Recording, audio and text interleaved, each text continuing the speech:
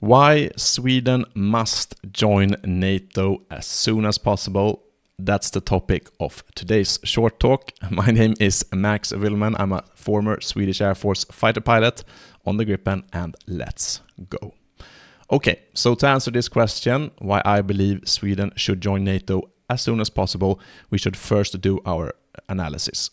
So, why do we even have a military defense in the first place? The answer to this is that you want a military defense to protect yourself from outside enemies.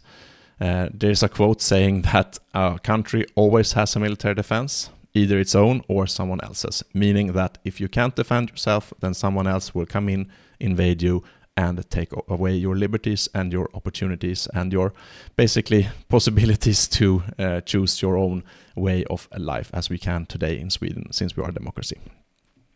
So let's take a look at the current geographical situation for Sweden. This is in Swedish, but I think you can recognize Sverige, Sweden here in the middle, the big, long country with Stockholm as the capital.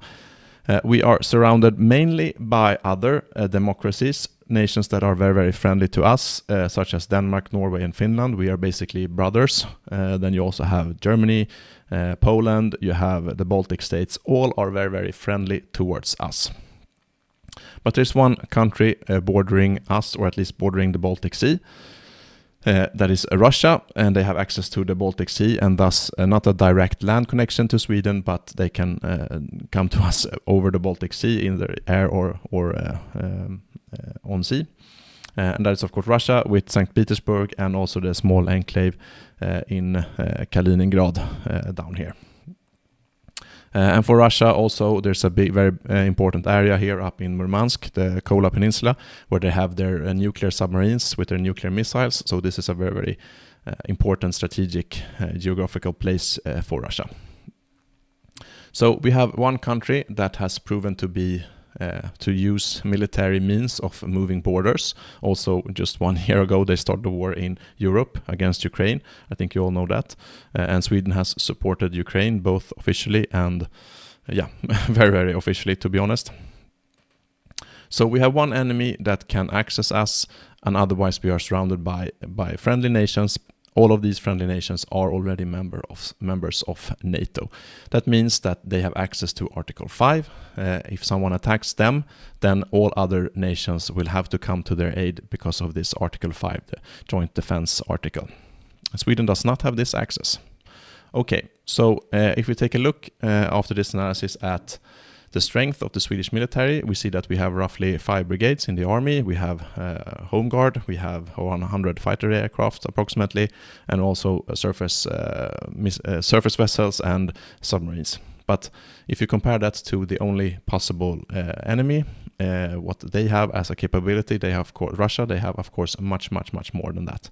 So I would not say that we have a credible threshold effect with our military right now, standing as it is on their own. So we have 2 possibilities here, unless we want to continue this unacceptable risk with a weak military and an enemy that is very strong. So the 2 possibilities are increase military spending and build up our armed forces a lot so that we can have a credible threshold effect against Russia. Or number 2, join NATO and get access to Article 5 and the defense of the alliance, or a combination of those. And I think that even if you do not want to be a member of NATO, then you must increase military spending very, very much. But it will take years before we have a credible threshold effect, a credible built-up armed forces, because we have started our build-up much, much too late, of course, as it always is. Nobody learns from history. So even if we would not take part in NATO, it would take too long before we have a credible threshold effect on our own. And that leaves us with the only possible alternative, in my view, and that is to join NATO as soon as possible.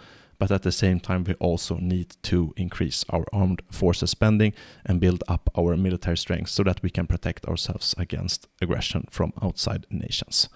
But that's all I have for today. Please write in the comments what you believe and what you think. I think there will be a lot of different opinions on this, which is fine. That's why we have a democracy, so we can exchange opinions. That's why I have this YouTube channel as well. And if you have come all the way here, please give me a like on the video and subscribe to my channel. That really helps me get out to more people. Doesn't cost you anything. If you want to support me financially by buying me a coffee, you have the link to Ko-Fi here in the description below. You can also join my newsletter, follow me on social media, and until next time, that's all I have. Fly safe.